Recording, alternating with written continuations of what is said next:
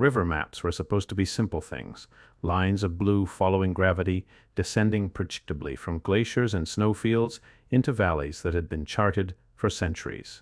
I started with 19th century hydrographic surveys from Alpine cantons, tracing inked contours that once guided engineers, carving spillways and diversion channels through granite. What drew my attention were the margins, handwritten annotations beside printed elevations, small corrections in faded pencil, pressure readings that climbed where slopes should have relieved them. Maintenance ledgers deepened the unease.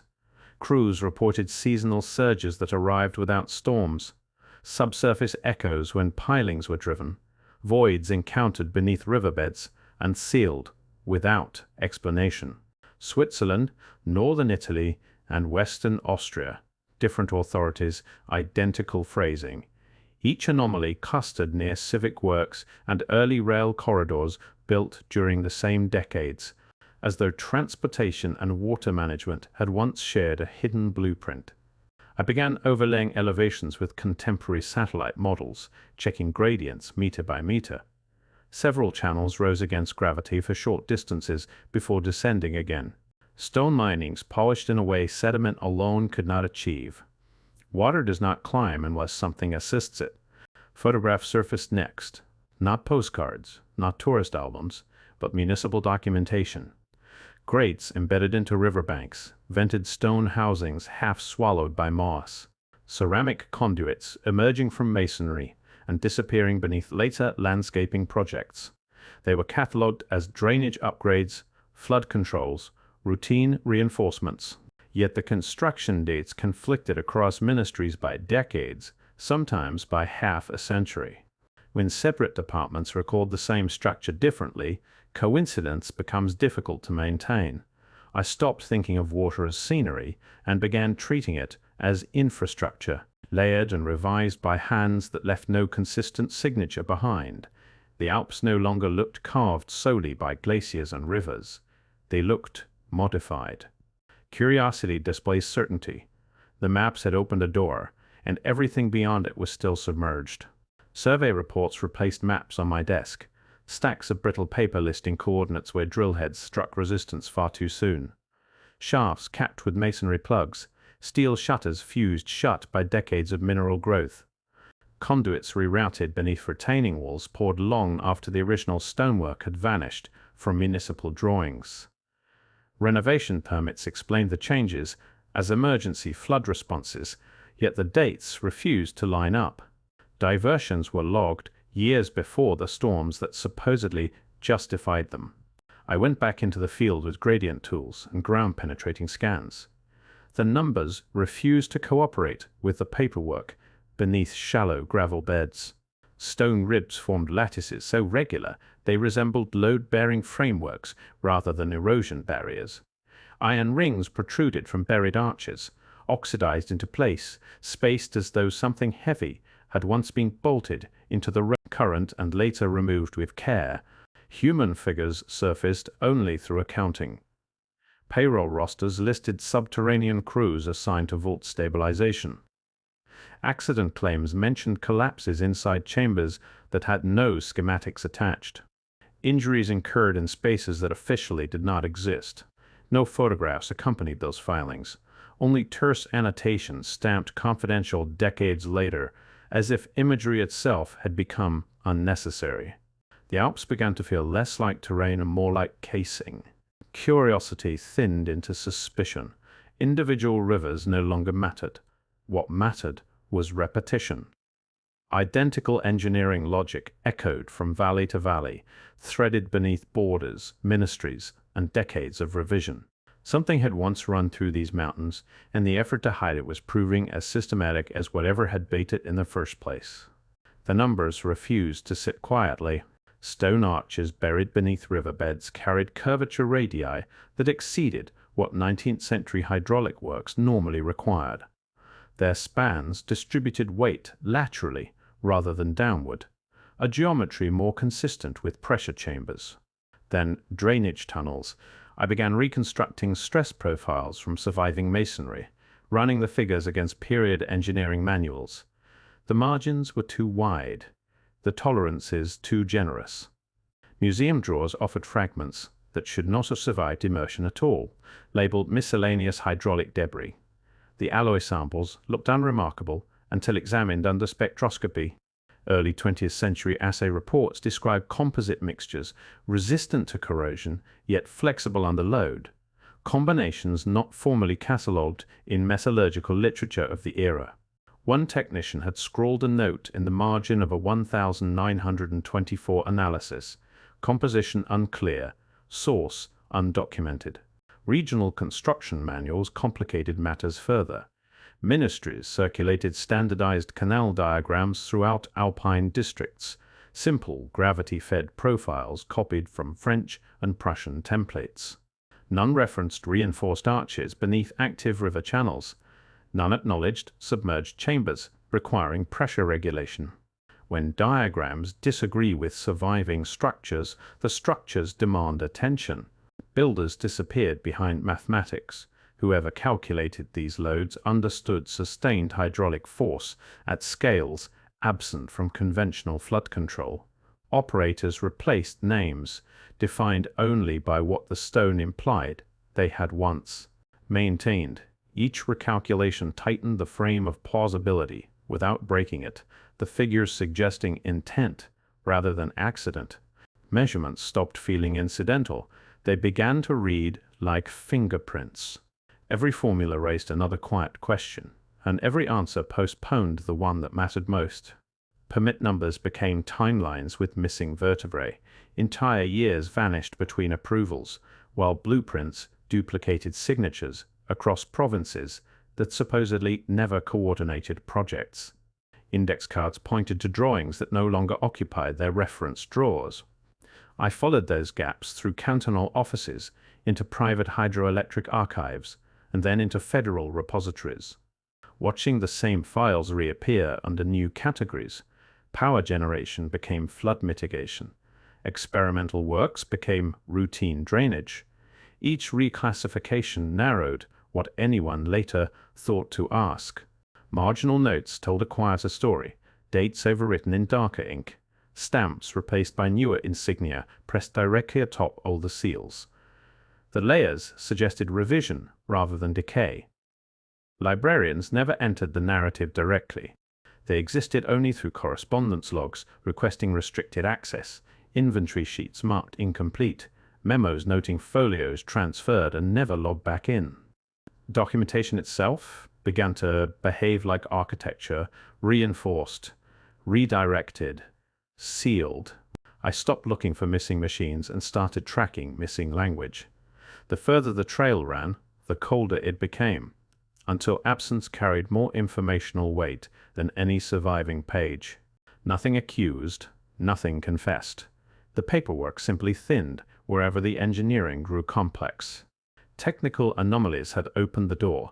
Bureaucracy was widening it. Across decades, across agencies, the same pattern held. Structures submerged, records simplified, systems and explanations retreating together, as if withdrawal had been scheduled rather than improvised. Journal indexes pushed the inquiry beyond drainage. Scattered technical publications from the early 20th century described Alpine hydro stations producing output curves that refused to match their catchment basins. The phrasing stayed careful. Innovative channeling, resonance effects, unusual intake geometry. None of the authors lingered on mechanisms. They simply reported efficiencies, then moved on. When I placed those articles beside the intake schematics already traced, beneath riverbeds the alignments tightened, shaft diameters matched, chamber spacing repeated. Great patterns echoed, the sealed apertures hidden behind newer embankments. Funding reports filled in another layer. Private consortia appeared briefly, raised capital, completed facilities, then dissolved within a decade.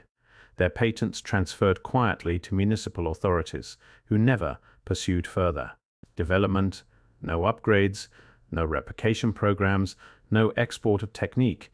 The paperwork ended where curiosity should have intensified. Inventors never surfaced, only corporate shells and initials buried in committee minutes. Engineers became departments. Departments became subcommittees. Responsibility diffused until it vanished. Energy had entered the picture, but explanation retreated in perfect proportion.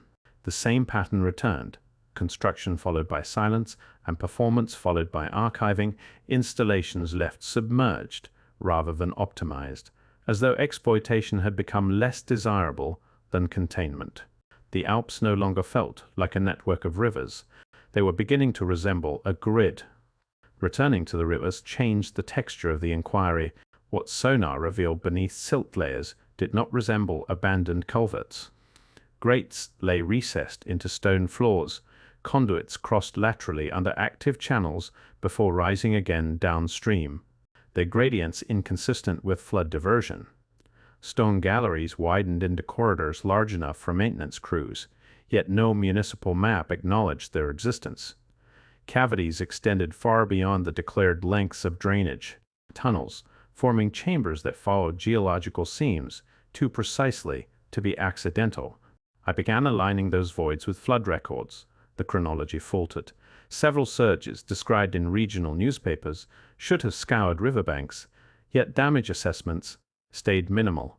No collapsed bridges, no washed embankments, only terse notes describing rapid stabilization and controlled discharge. Council minutes added another layer of compression. Emergency sessions approved backfilling projects within days, authorizing contractors to seal riverbed access points with minimal debate. Discussions ended abruptly in the transcripts, replaced by unanimous votes and adjournments. Mountains that once appeared inert began to read as housings. Nothing announced itself. No single structure demanded explanation.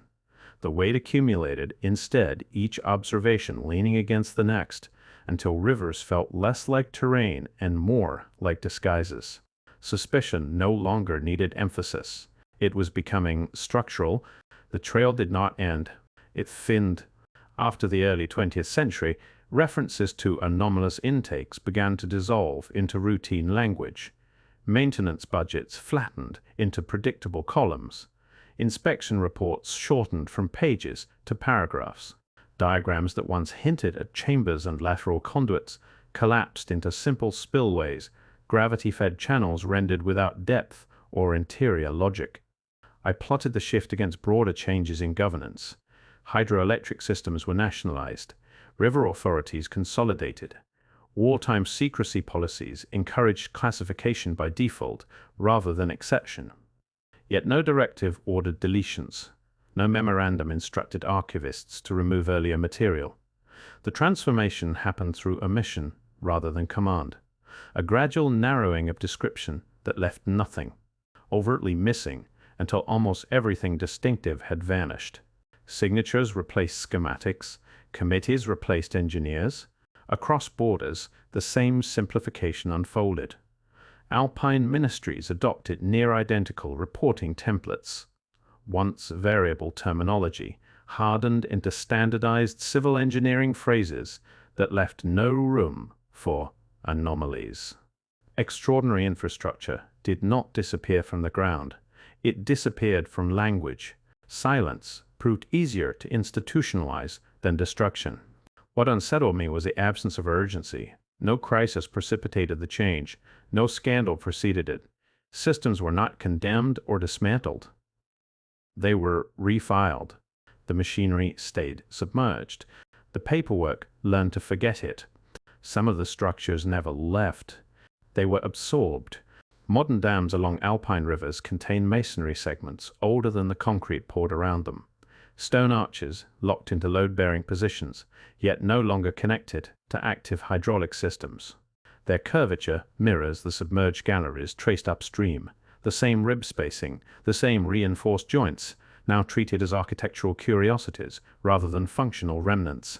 Tourist walkways pass over sealed vent shafts disguised with decorative iron grills. Interpretive plaques celebrate scenic overlooks and 20th century engineering milestones while ignoring apertures that drop straight into voids beneath the river channel. Restoration reports list them as legacy features retained for historical charm. No origin offered, no original function proposed. I began photographing those surfaces the way I had photographed riverbeds, Tool marks matched, mortar composition aligned. Decorative flourishes vanished where water would have once moved. Continuity replaced coincidence.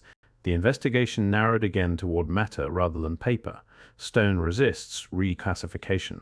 Signage committees appeared only through meeting summaries, selecting which elements deserved explanation and which would remain ornamental. Conservation agencies catalogued surfaces without acknowledging the spaces behind them. What unsettled me was proximity.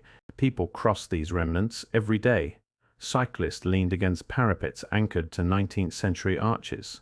Children traced patterns carved into lintels that once sealed the pressurized chambers. The systems had not been erased. They had been recontextualized. Archival silence had not produced absence. It had produced scenery. By that stage, coincidence was no longer a satisfying explanation. I began assembling the alternatives the way engineers do when confronted with anomalous systems. Perhaps these channels and chambers were experimental prototypes, abandoned after failure. Perhaps newer turbines rendered them obsolete. Perhaps flooding risk forced their closure. Economic inefficiency, regulatory pressure, wartime material shortages. Each theory produced a partial answer and then collapsed under scale. Abandonment does not require coordination across valleys separated by borders and languages. Obsolescence does not usually preserve structurally elaborate galleries, while simpler installations are demolished for scrap. Safety hazards are documented with urgency, not softened into routine maintenance budgets and decorative coverings. What persisted in the financial records were not decommissioning orders, but stabilization grants, reinforcement contracts, liability reviews, line items devoted to sealing access points rather than dismantling interior systems. Nowhere did the reports mention power output.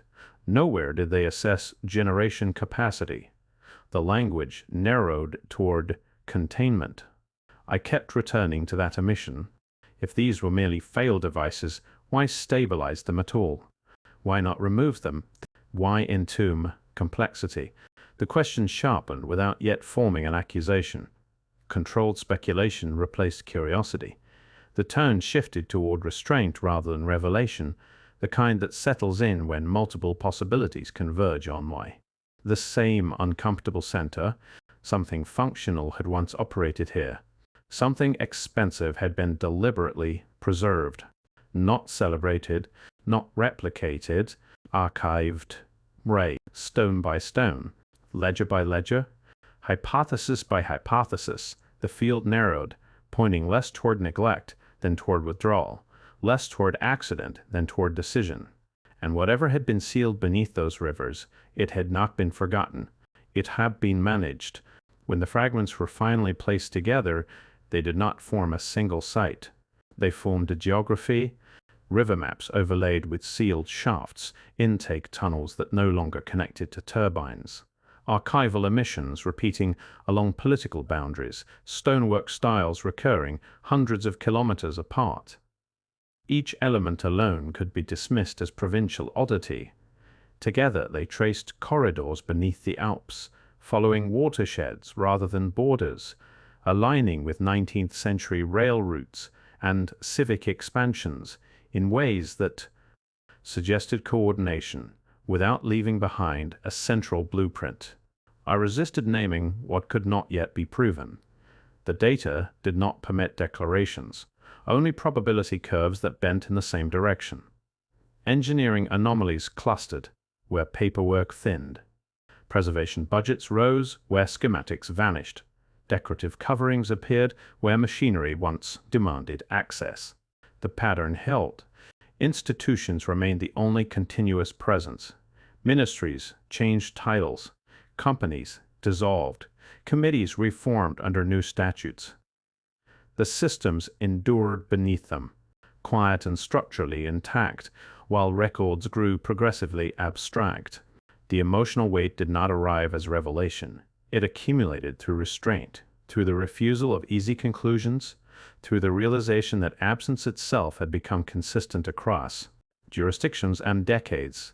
Rivers continued to run above chambers that no agency publicly explained.